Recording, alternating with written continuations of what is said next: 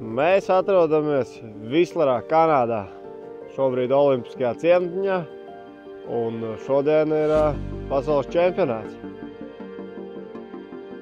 Te es gribētu teikt, ka nav tā kā Latvijā. Te ir skaisti kalni, te ir pārsvarā zils debesis, tāda varbūt ritīgi kārtīga ziema, kādu es to atceros, tad, kad es biju mazs Latvijā. Bet nu, te ir skaisti visnotaļ. Latvijā! Katru gadu visa sezona iet sezona, bet, kad nāk tās sacensības, tu jau sezonas sākumā jau domā par šodienu. Jau vasarā, jau trenējoties, jau domāju par Kanādu.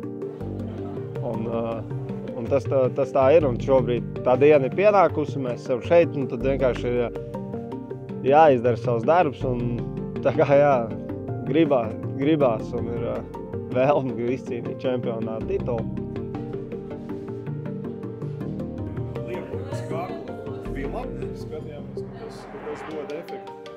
Es domāju, ka nekas nav mainījies. Es domāju, ka tie komentāri ir tādi paši, kad, kā es iepriekš varbūt teicu, mēs braucam par nodokļu maksātāju naudu. Par tavu naudu mēs te atrodamies, vai varbūt kāda cita nauda, operātora naudu.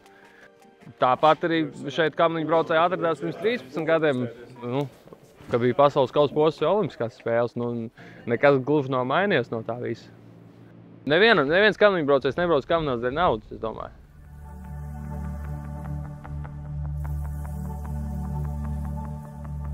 Tur ir īsti jau ar viss pateikts. Mums ir diezgan patriotisks ķivers, karoga krāsā, ar baltu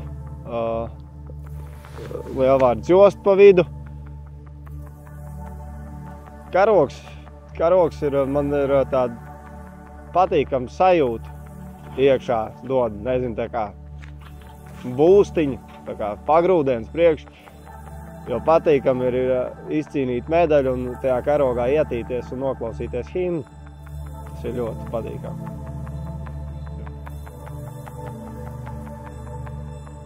Vislers trase šobrīd tā uzreiz, ja man jāpasaka, ātrums. Ātrums ir liels.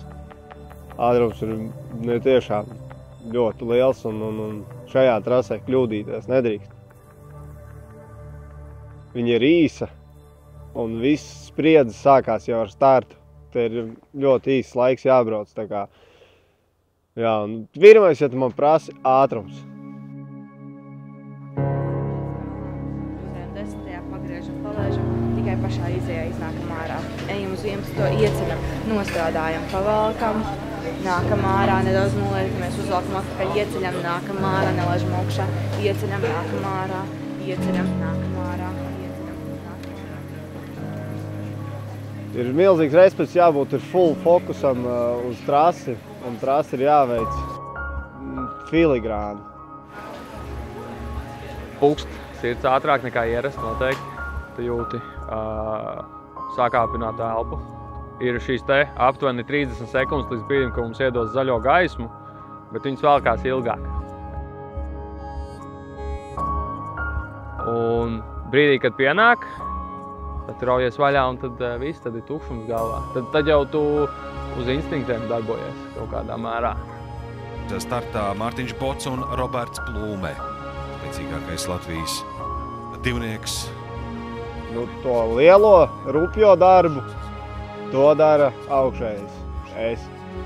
Un to palīdzēšanu, izlabošanu, pielabošanu, to dara Roberts. Es teiktu, ka mēs esam tādi, angliski sakot, ātruma frīki. Tas brīdis, kad tevi spiediens iespiež iekšā kamanā pie virāžas, un tu jūti, kad tu brauc pa īstām līnijām un tu ļaujies šim te spiedienam, un kad tu ļaus tai kamanai ieskrieties vēl ātrāk, tā ir tāda, viegliem vārdiem sakot, laba sajūta. Bots un Plūme palielina pārsvaru pār Egertu un Benekenu. Tas ir ļoti svarīgi. Svarīgi ir ne tikai tādēļ, lai apsteigtu Egertu Benekenu un kļūt par līderiem, bet lai saglabātu labas cerības uz kādu vietu uz augšu. Un kaut vienu uz vietu uz augšu šodien sacensībās var būt vietu uz goda piedestāla Mārtiņam Botam un Robertam Plūmēm. Es jūtos uz nākotņiem, kad es esmu izdarījis visu pareizi, kad man ir bijis uztraukums par to, kā man veiksies, un esmu ticis galā ar šo uztraukumu. Tas ir tāds laimes blieziens, tā, kad viss izdodas. Sportists sapratīs, kad sports ir dzīvesveids. Tu visu laiku trenējies, gribās un ir vēlme izcīnīt to medaļu, un es nezinu, kā lai savādāk apraksturo.